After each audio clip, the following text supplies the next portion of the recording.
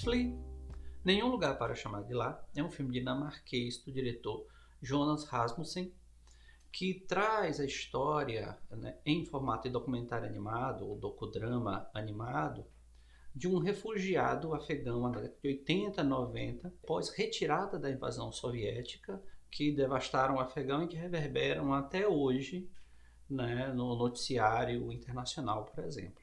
Flea nos lembra também de um outro filme israelense do diretor Ari Folman, né, de 2008, chamado Valsa com Bashir, né, que também traz, né, no seu bojo, né, na sua temática, essa relação da construção de memórias e traumas durante a guerra, no caso, em Israel. Existem alguns elementos que ganham corpo dentro dessa narrativa. Então, as memórias, a desconstrução de todo esse ambiente que nesse momento também vai se descobrindo enquanto criança, enquanto adolescente, e descobrindo também a sua sexualidade nesse processo, que torna a situação para ele ainda mais insegura, né? Pois o Afeganistão, na época como hoje, também ainda é um país com leis muito rígidas, interpretações muito rígidas do Corão, e que fazem com que, por exemplo, homossexuais e mulheres sejam perseguidos. Dessa forma, a família de Amin só tem uma única possibilidade, que é fugir. Daí vem o termo flee, né? Escapar, fugir. A gente acompanha essa trajetória de maneira crua, de uma maneira muito dura. Eles conseguem fugir por meio do tráfico humano para a Rússia, que também naquele momento começa o processo de desestruturação da União Soviética. Isso faz com que todas as estruturas se tornem decadentes naquele estado. Então eles tentam de toda maneira fugir.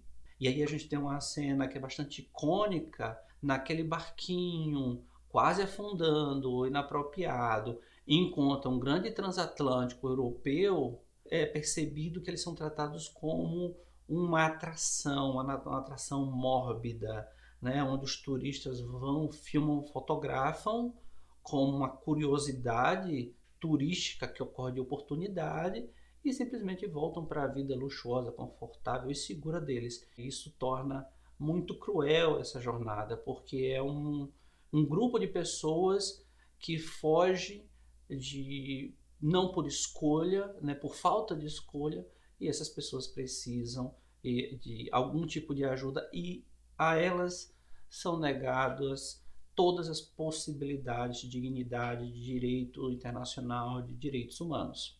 Quanto mais a gente vê que nesse processo se trata da recuperação das memórias do protagonista Amin, numa conversa com o diretor, me chama a atenção o fato, por exemplo, dele utilizar uma baixa cadência de desenhos por segundo, porque no cinema de animação a gente, para poder fazer um movimento fluido que a gente está acostumado, a gente precisaria fazer mais ou menos 24 desenhos para cada segundo de filme.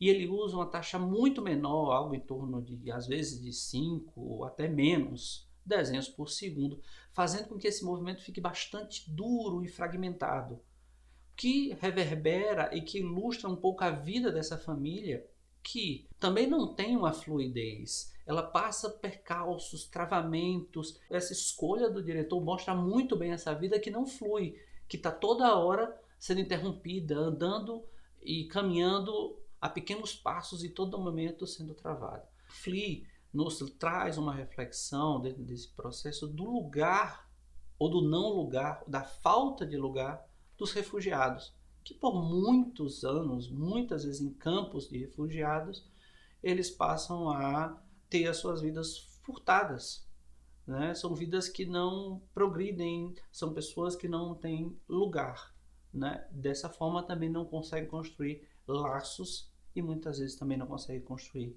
um futuro. Esse próprio futuro que hoje na narrativa é presente em Flea é um presente que sofre toda a influência e todas as dores desse passado tão difícil e tão violento.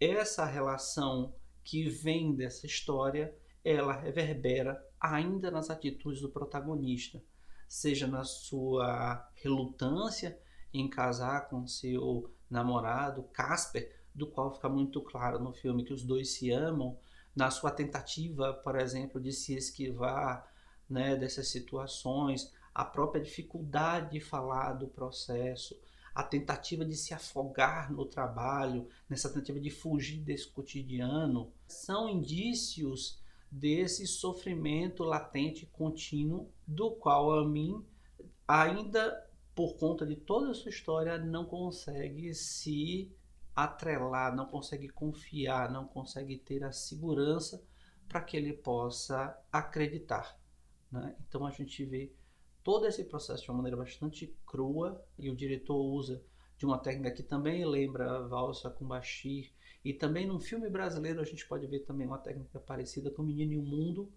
né, de Ali Abreu, que ele coloca o pé no chão da realidade utilizando imagens de acervo e imagens captadas, que em contraposição ao desenho e à imagem de animação ganha uma força e um impacto quando a gente percebe aquelas memórias. O diretor traz imagens de arquivo de telejornal, onde você vê que as memórias relatadas particularmente, individualmente por mim, elas foram expostas em grandes eventos traumáticos, seja no resgate de imigrantes dentro de containers, né, de prisões e de todo tipo de violência que um imigrante ilegal, um refugiado, muitas vezes sofre, mesmo que legalmente asilado.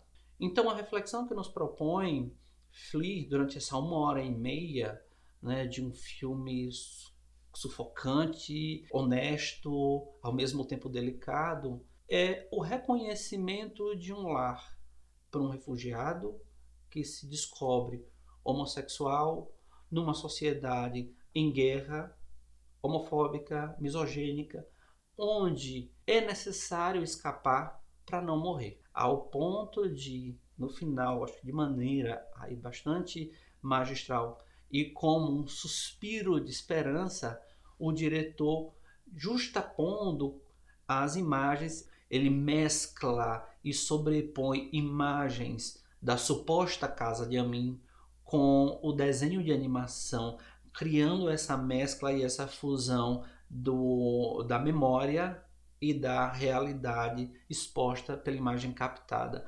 E esse momento nos dá um alívio, um sopro de esperança, quando entende que ele, Casper, finalmente constrói um lar, né? Um lugar que não seja temporário, para usar os termos dele, né? Um lugar que seja de fato um lugar para se estar, né? Um lar. E isso é o ponto alto que nos alegra e nos dá esperança de que refugiados, histórias como essas, que são muitas pelo mundo, né, e cada vez mais numerosas, elas possam ao fim encontrar um caminho, encontrar um lar, encontrar a felicidade, da qual todo ser humano merece ter.